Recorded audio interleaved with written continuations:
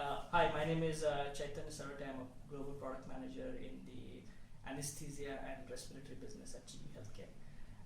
Basically, I deal with designing anesthesia and respiratory products for countries which are for low resource setting. And the way we define low resource setting is countries in ASEAN, India, China, Latin America, Africa. Now today what I'm going to speak about is one specific problem which is acting as a barrier for widespread use and adoption of anesthesia, and naturally if there is no adoption of anesthesia, then there is a lower adoption of surgical facilities available to large populations in these regions. So for just in terms of background, anesthesia is essentially delivered inside the OR room. There are three types of anesthesia: regional, local, and general anesthesia. General anesthesia is the one which is delivered to a patient using their lungs, and it is given using inhaled anesthetic agents. These anesthetic agents are delivered to the patient by combining it with oxygen, and in certain countries by combining it with oxygen and nitrous oxide, and other countries by combining it with oxygen and air and nitrous oxide. The problem, as you can imagine, is in order for us to be able to do anesthesia effectively, the availability of oxygen at minimum and in certain cases nitrous oxide availability becomes quite crucial. If you don't have those available at high pressure and continuously available, then you cannot do general anesthesia. Typically surgeries can range from as low as 30 minutes to as long as 8 hours, and so you need a fairly high amount of these gases available continuously under high pressure for long periods of time. And not having those means that the anesthesia machine cannot be used, and which translates into surgeries cannot be performed in certain hours. And that is the basic problem that we would like to solve via this mechanism. So why is surgery important? So the Lancet and the WHO estimate that there are large proportions of population in ASEAN, India, and Africa who do not get surgical care. The last estimate that they had given was roughly about 136 to 140 million extra surgeries will need to be performed as people in these regions get adequate amount of health care. So besides the availability of the gases as a problem, the second problem which we also need to take into account is that that availability has to be at a cost point which is affordable for providing incremental surgeries to so many people in low resource setting. And so the second portion of the problem is not just ensuring availability, but how to ensure availability at a very, very low cost point, so that it doesn't increase the cost of surgery and act as a barrier for surgical treatment being available to patients.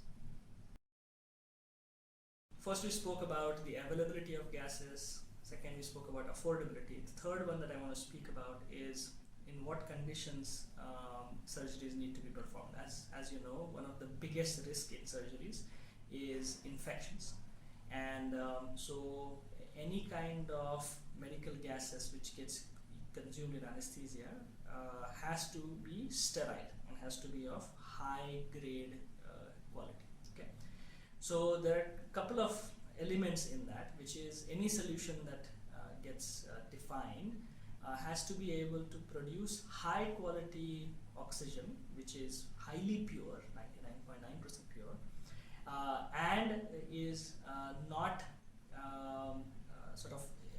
going to be affected by cross-contamination or infections. Okay, so that will be something that we will need to have as part of the solution in conditions where sterility may not be easy to establish.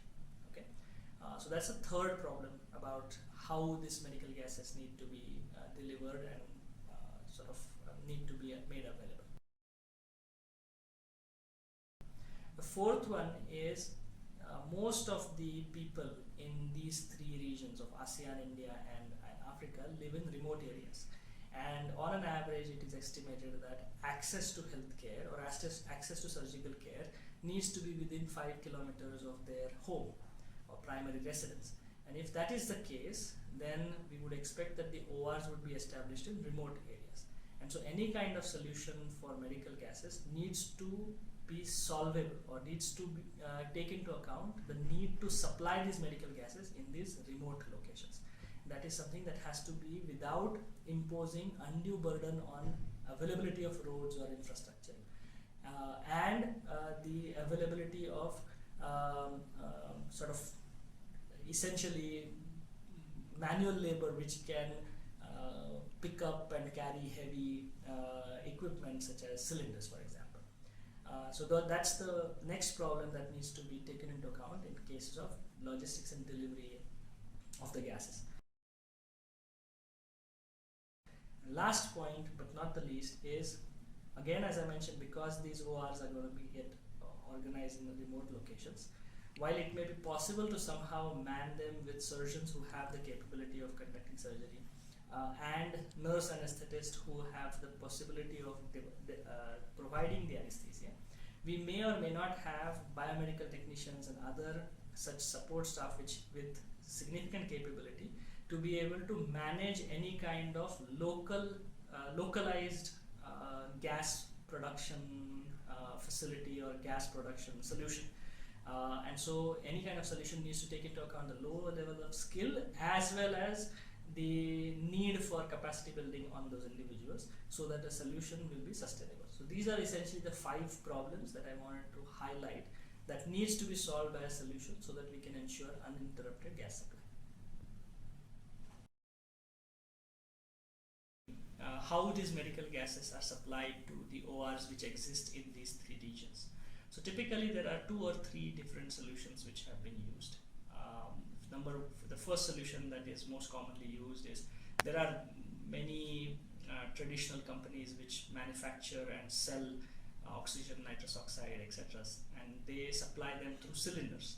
And these cylinders are filled at a centralized filling station, and then they are transported using road transportation typically to the hospitals where these ORs are located.